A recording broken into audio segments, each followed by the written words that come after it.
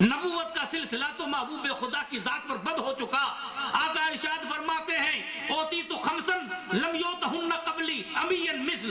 فرماتے ہیں کہ رب قدیر نے مجھے ایسی 5 چیزیں عطا فرمائی ہیں جو مجھ سے پہلے کسی نبی کو نہیں عطا کی گئی. مسیرت فرماتے ہیں کہ مجھے رب قدیر نے 1 مہینے کی مسافت تک روب عطا فرمایا ہے. میں یہاں بیٹھا ہوں 1 مہینے کی مسافت تک اس زمانے کی بڑی سپر طاقتیں اپنی خوابگاہ کے اندر مچل جاتی تھی کہیں محمد کا لشکر نہ جائے. پھر فرماتے ہیں اوتی تو شفاعت عظما کا مولا نے مجھے صحرا عطا فرمایا ہے اور میرے لیے روئے زمین کو مسجد اور پاک بنایا گیا ہے اور میری ذات پر نبوت کو ختم کیا گیا ہے. ایک جگہ آقا فرماتے ہیں انما مثلی ومثل الانبیاء کمثل رجل بنا دارا فاحسنها فاکملها. میری مثال اس انسان کی طرح ہے جیسے کسی انسان نے شاندار محل بنایا, پھر شاندار محل کے ساتھ اس نے طرح طرح کے اس کے رنگ رنگے طرح طرح کے اس نے قسم قسم کے نتیجے بنائے. دیکھنے والے تعجب سے دیکھتے ہیں اور کہتے ہیں کہ ایک عید کو باقی کیوں رکھا گیا؟ اگر ایک عید ہوتی تو اس محل کے اندر 4 چاند لگ جاتے. امام الانبیاء تاجدار مدینہ فرماتے ہیں حضرت آدم سے لے کر حضرت عیسیٰ تک انبیاء کا محل تیار ہوا اور اس محل کی آخری کڑی محمد مصطفیٰ کی ذات ہے. جب رب کائنات نے محبوب کو بھیجا تو نبوت کی تکمیل بھی ہو چکی اور نبوت کو ختم بھی مصطفیٰ کی ذات پر کر دیا. سبحان اللہ. تو کہتے ہیں ہمارا عقیدہ ہے لیکن جس دور کے اندر آپ تھے وہ کام اولو العزم پیغمبر کرتا ہے, لیکن حضرت امام ربانی نے جو کام کیا اس بلبوتے پر کام کیا. امام الانبیاء تاجدار محبوب خدا نے حضرت فاروق اعظم کو دیکھ کے فرمایا تھا لو کان بعدی نبی لکان عمر بن خطاب. میرے بعد اگر کوئی نبی ہوتا بفرض نبوت تو ختم ہو چکی مصطفیٰ کے ذات پر تو عمر ہوتے. اشارہ یہ تھا کہ عمر تیری پشت سے مجھے وہ جوہر نظر آ رہا ہے, کام وہ کرے گا جو ایک پیغمبر کام کرتا ہے. سبحان اللہ. دنیا نے آپ کی ذات کو یہیں تک محدود کر دیا. اب تاریخ ہمیں یہ کہتی ہے کہ آپ کے 2 صاحبزادے ملا طاہر لاہوری کے پاس علم شریعت کو پڑھتے تھے. ایک مرتبہ آپ نے اپنے بچوں کو کہا کہ بیٹو تم نے تمہارے استاد کی پیشانی کو پڑھا, کیا آپ میری پیشانی کو پڑھ سکتے ہیں کہ میری پیشانی پہ کیا لکھا ہے؟ میں آپ کی پیشانی کو پڑھ سکتا ہوں کہ تمہاری پیشانی پہ کیا لکھا ہے؟ اس واقعے کو لکھا حضرت شیخ ثناء اللہ پانی پتی مظہری رضی اللہ تعالیٰ عنہ اپنے کتاب تفسیر میں بیان کرتے ہیں. تفسیر پانی پتی میں یمح اللہ ما یشاء ویثبت وعندہ ام الکتاب. اللہ چاہے نبی کی دعا سے نہ لکھی ہوئی, ولی کی دعا سے نہ لکھی ہوئی چیز کو لکھ دے اور لکھی ہوئی چیز کو اس کی دعا سے مٹا دے. اس کے ماتاتاب لکھتے ہیں کہ علم شریعت ملا طاہر لاہوری کے پاس پڑھتے تھے اور کتنا علم رب نے ان کو عطا فرمایا تھا. آپ نے فرمایا کہ بیٹو تم نے تمہارے استاد کی پیشانی پڑھی نہیں؟ سرکار پڑھی نہیں ہے. فرمایا کہ بے شک تمہارے استاد کی پیشانی پہ لکھا ہوا ہے بدبخت پڑھ کے آؤ. آج کتاب بند کر لیتے ہیں اور امام ربانی کے صاحبزادے پیشانی کو پڑھتے ہیں. جب پیشانی پڑھی تو پیشانی پہ لکھا ہوا ہے بدبخت اور بدبختی کا انجام جہنم. بے شک انسان کو علم شریعت کا راستہ بتا سکتا ہے لیکن کہیں انسان اس وہم میں مبتلا نہ ہو, کہیں یہ علم انسان کے حجاب اکبر نہ بن جائے. لیکن قسم خدا کی ہدایت ہے تو اللہ کی طرف سے ہے اور اللہ کے محبوب بندوں کے دامن سے جو وابستہ ہو جاتا ہے. ارے وہ بھی عالم ربانی تھا, اس نے رب کی بارگاہ میں عرض کی تھی کہ مولا کہ میں اپنی امانت کسی اور کو دینا چاہتا ہوں. ایک سوختہ جان انسان سفر کرتے کرتے کرتے قونیہ پہنچا. اس وقت میں قونیہ کے سردار یا قونیہ کے رئیس حضرت مولانا روم رحمت اللہ علیہ تھے. سفر کرتے کرتے پھٹے پرانے کپڑے پہن کر وہ ولی اس کی بارگاہ میں پہنچا. نہ آنے والے نے پوچھا کہ کون ہے, نہ اس نے پوچھا کہ یہ کون ہے. قونیہ کے پاس ایک شاندار محل دیکھا, اس محل کے کنارے پر شاندار ایک مدرسہ دیکھا. عمارت کے نیچے حضرت مولانا روم رحمت اللہ علیہ اسلامی لباس کے اندر قرآن کریم کی تفسیر پڑھا رہے ہیں. جب یہ خدا کا بندہ پہنچا تو اس وقت میں والدحا کی تفسیر کر رہے تھے. آپ والدحا کی تفسیر میں پورا دن گزار جاتے ہیں. حضرت شمس تبریزی سر نیچے کر کے ان کی تقریر کو سن رہے تھے. تھے. پڑھتے پورا دن گزر گیا تو آپ فرماتے ہیں کہ بابا ای چیز یہ کیا ہے؟ تو کہنے لگے ای قالست تو نمیدانی، او بابا یہ زبان علم ہے، تو اس کو نہیں جانتا، مجھے تمہارے مدرسے میں داخل کر دو. وہ تو آیتیں اپنی ملتی ہے جس کے بارے میں کوئی یوں بیان کرتا ہے طیبہ سے منگائی جاتی ہے، سینوں میں چھپائی جاتی ہے، توحید کی میں نظروں سے نہیں، پیالوں سے نہیں، نظروں سے پلائی جاتی ہے. قسم ہے خدا کی، وہ نظر ایسی ہے، وہ نظر سے ملاتے ہیں تو قسم خدا کی ان کے نظر سے سب کچھ تبدیل ہو جاتا ہے. آناک بیک نظر مصر ازر ساغتند سگرا ولی مگسرا ہما کند. اللہ نے ان کو وہ عزت اور وہ تعظیم عطا فرمائی ہے اور قدرت نے وہ طاقت عطا فرمائی ہے. اگر نظر رحمت کرتے ہیں تو قسم خدا کی تانبا ہوتا ہے وہ سونا بن جاتا ہے، اور انسان کو قسم خدا کی انسانیت کی شرافت پہ پہنچا دیتے ہیں، اور کتے پہ نظر کرتے ہیں تو کتا ولی بن جاتا ہے. سبحان اللہ. آپ کہو گے مولوی صاحب آپ نے حد کر دی، کتے کو ولی کہہ دیا کہ ہاں میں آگے پیچھے جانے کی ضرورت محسوس نہیں کرتا، میں تمہیں خود ہے. آپ قرآن کی تاریخ کا مطالعہ کرو، قرآن ہمیں یہ پیغام دیتا ہے کہ اصحاب کہف کون تھے. اصحاب کہف کے ساتھ چلنے والا ایک کتا تھا، یہ دقیانوس بادشاہ کے خوف سے بھاگے. 7 یہ تھے، 6 یہ تھے، 7واں ان کا چرواہا ساتھ میں ہوتا ہے. جب وہ بھی ساتھ ہونے لگے تو کتا بھی ساتھ جانے لگا. چرواہے نے کتے کو ہانکا، رب قدیر نے اس کو زبان عطا کر دی. کہا مجھے کیوں ہانک رہے ہو؟ کہا کہ کتے کا کام بھونکنا ہے، خبر پڑ جائے گی. کہا میں بھونکوں گا نہیں بلکہ تمہاری رکھوالی کروں گا. اب قرآن ہمیں یہ پیغام دیتا ہے کہ 309 سال تک وہ اصحاب کہف جس غار میں سوتے رہے، 309 سال تک ان کا جسم سلامت رہا. ارے جب اللہ کے ولی کا جسم 300 سال تک سلامت رہتا ہے پھر نبی کا جسم سلامت کیوں نہ رہے؟ ان اللہ حرم علی الارض اوطاق الاجساد الانبیاء فنبی اللہ حی یرزق. محبوب خدا فرماتے ہیں رب نے زمین پر حرام دیا کہ انبیاء کے گوشت کو کھائے. خدا کا نبی زندہ ہے، اس کو رزق عطا کر دیا جاتا ہے. ارے 309 سال تک اصحاب کعب سلامت رہے، ان کا کتا بھی سلامت رہا. خالی سلامت نہ رہا، جس انداز سے کتا بیٹھتا ہے اس انداز کو رب نے اتنا پسند کیا، اس کے انداز کو مولا قرآن میں بیان کرتا ہے وَقَلْبُهُمْ بَاسِطٌ ذِرَاعِهِ بِالْوَصِيدِ. ہاں غار کے منہ پر کتا اپنے پاؤں کو پھیلا کے بیٹھا ہے. ارے اللہ والوں کے کتے سے بھی مولا پیار کرتا ہے. سب اصحاب کہف روزے چند پہلے کا گرفت مردم شد پسرے نو با بدا بنشد خاندان نبوت گم شد. کہ اصحاب کہف کا کتا جب نیکوں کی صحبت میں جاتا ہے تو انسان بن جاتا ہے. وہ اللہ والوں کی نظر ہے، اس نظر سے قسم خدا کی پلاتے ہیں. یہ دنیا کی جو ترشی ہے وہ تھوڑی دیر کے لیے ختم ہو جاتی ہے، لیکن اللہ والے جو میں معرفت پلاتے ہیں، ارے ان کا نشہ اتنا ہے کہ انسان قبر میں رہے تو نشہ سلامت ہے، میدان محشر میں رہے تو نشہ سلامت رہے. وہ طیبہ سے منگائی جاتی ہے، سینوں میں چھپائی جاتی ہے.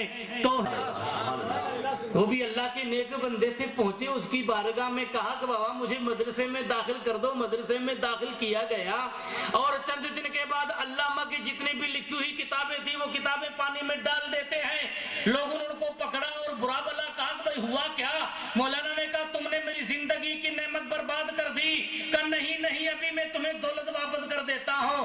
کہا کہ کیسے دولت واپس مل سکتی ہے؟ وہ سمندر کے اندر گوتا لگاتے ہیں اور ایک ایک کتاب کو چھان چھان کر جب دینے لگے تو علامہ کی آنکھیں حیرت سے پھٹ جاتی ہیں، اور جب منزل ملتی ہے تو کہنے لگے بابا یہ چیز یہ کیا ہے؟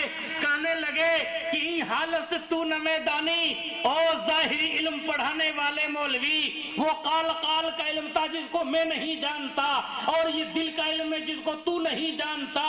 یہ کہتے ہی قسم خدا کی قدم پکڑ لیتے ہیں اور اپنی دستار اللہ والوں کے قدم پہ رکھ لیتے ہیں، اور جب منزل مل جاتی ہے تو یوں کہنے پہ مجبور ہو جاتے ہیں قال رابق زار مرد حال شو پیش مرد کامل پامال شو.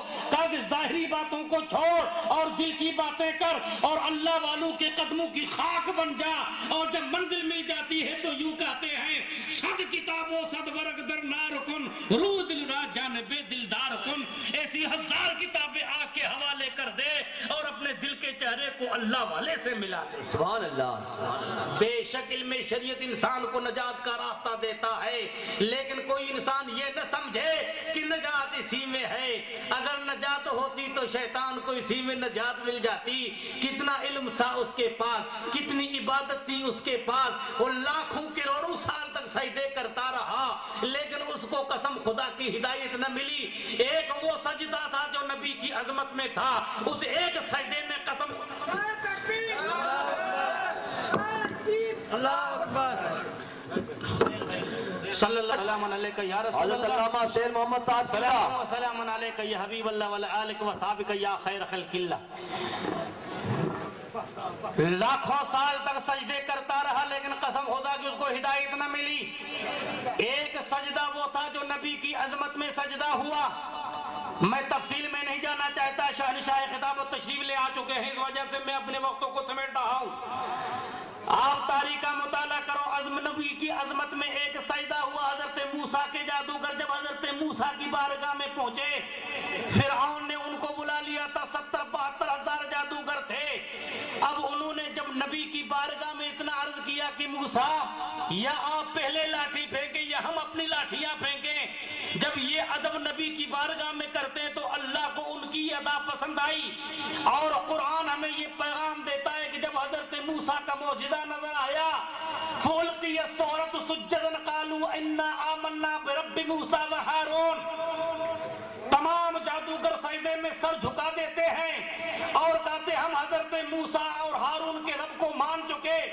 فرعون کہنے لگا لَأُصَلِّبَنَّكُمْ فِي جُذُوعِ النَّخْلِ، کہنے لَأُقَطِّعَنَّكُمْ، میں تم سب کو قطع کر کے رکھ دوں گا اور سب کو میں پھانسی کے پھندے پہ چڑھا دوں گا.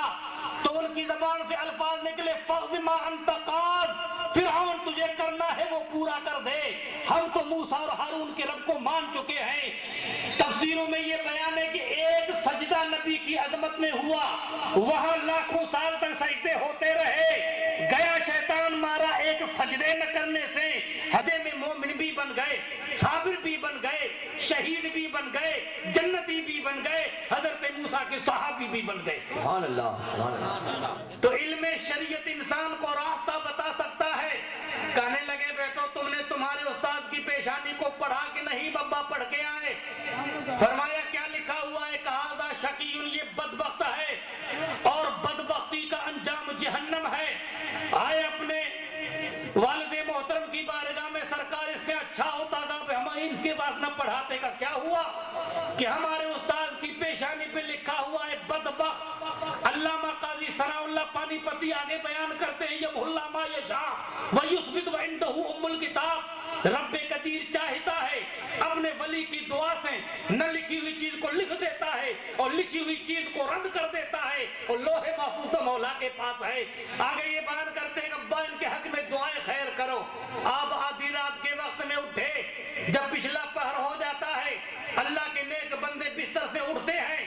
مولا قرآن میں فرماتا ہے تتجافا جنوبہم عن المضاجع، وہ اپنے پہلو کو چھوڑ دیتے ہیں اور بستروں کو ترک کر کے خدا کی بارگاہ میں رو رو کے عرض کرتے ہیں ہر ستم ہر جفا گوارا ہے، اتنا کہہ دے کہ تو ہمارا ہے. رات پوے تو بے دردانو نیند پیاری آوے، درد مندانو یاد سجن جی ستیاں آ جگاوے. جن کے دل میں عشق ہوتا ہے، جنہوں نے معرفت کا مزہ چکھا، جنہوں نے آدھی رات کے وقت میں اللہ اللہ کا نعرہ لگا کر اپنے دل کو سمجھایا، تم ان سے پوچھو قدر پھلاندہ بلبل جانے صاف دماغا والی، قدر پھلاندہ گرج کی جانے مردے کھاوڑ والی.